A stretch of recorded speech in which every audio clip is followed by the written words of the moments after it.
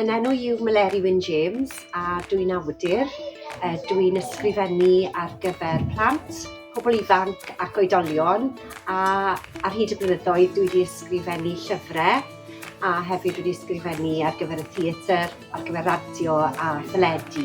Pan dwi'n dechrau ar nofel newydd, byddai'n dechrau ar bapur wastad, a dwi'n mwynhau'r teimlad na o ysgrifennu a teimlad rhyngdda i ar pen a'r papur. A wedyn, pan dwi'n symud mlaen wedyn i'r ffeil Word, mae fe bron fel sy'n ni'n ail drafftio, achos mae'r cyfan yn edrych yn wahanol, bron fel sy'n yna tyma bach o ofod rhyngdda i ar gwaith. A mae hwnna'n helpu, dwi'n meddwl, wrth geisio mireinio gwaith. Wel, dwi'n meddwl bod fi wedi bod eisiau bod yn awdur erioed, ond falle o'n i ddim yn siŵr iawn sut oedd yn gwneud hynny pan o'n i'n ifanc. Felly, fe nes i radd yn y Gymraeg yn Mhrifysgol Aberystwyth, a fe nes i MA mewn ysgrifennu creadigol wedyn yn Coleg y Drindod yng Nghaerfyrddin, a dwi hefyd wedi gwneud sawl swydd. Fues i yn olygydd gyda Cylchgron Eryr, ac yn is-olygydd celfyddydau gyda Golwg, a wedyn yn ymchwilydd gyda Radio Cymru. A wedyn nes i benderfynu y byddwn i'n mynd ar yn liwt yn hunan ac yn ysgrifennu llawn amser, a fe nes i hynny am ryw 10 mlynedd.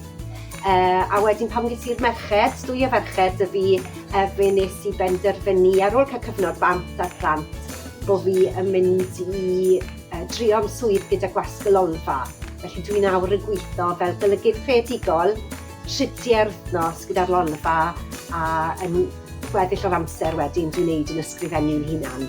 Wel, dwi wrth y modd gyda straeon, dwi wrth y modd gyda llyfrau, nwy midi, felly dwi'n ffodus iawn bod fi yn gallu gwneud rhywbeth creadigol, a dwi yn meddwl bod e'n rhywbeth dwi'n gorfod wneud, bod yna ryw reidrwydd arna i bod rhaid i fi ysgrifennu.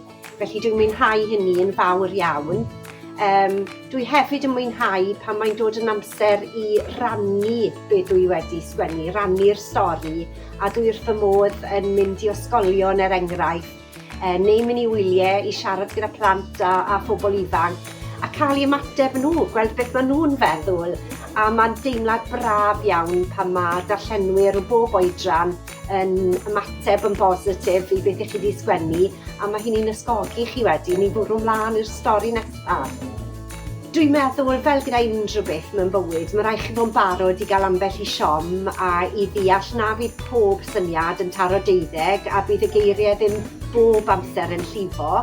A mae'n gallu bod yn dalcen caled gyda darllenwyr sydd yn ei arddegau enghraifft. Bydde fe'n braf petai yna mwy o sylw i lyfrau ar gyfer yr arddegau, mwyn bod ni yn trio cael y darllenwyr yr oedran na i gydio mewn llyfrau newydd. Dwi'n meddwl bod rhaid i fi enwi Nanel, achos rhyw 10 mlynedd yn ôl, fe nes i benderfynu ysgrifennu llyfr cyntaf yn y gyfres Nanel, a o'n i'n ffodus iawn achos fe nath y llyfr gydio yn syth gyda plant rhwng 7 a 9 oed. A fe werthodd y llyfr cyntaf mas yn syth, gath i ail argraffu, ac fe wnaethon ni ail lyfr wedyn yr un flwyddyn mwyn dechrau'r gyfres, ac erbyn hyn mae yna 11 o lyfrau i gyd, gan gynnwys dyddiadur a hefyd llyfr gweithgaredd. Cewch amdani a gwnewch eich ymchwil. Darllenwch beth sydd i gael ar hyn o bryd, cewch i weld beth sydd yn boblogaidd, a cysylltwch gyda'r Cyngor Llyfrau, cysylltwch gyda'r gweis, cysylltwch gyda Llenyddiaeth Cymru mwyn gweld beth yw'r cyfleoedd.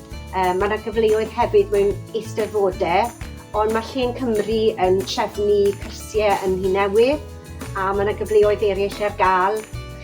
Newch gais am y pethau yma, a jyst cewch amdani.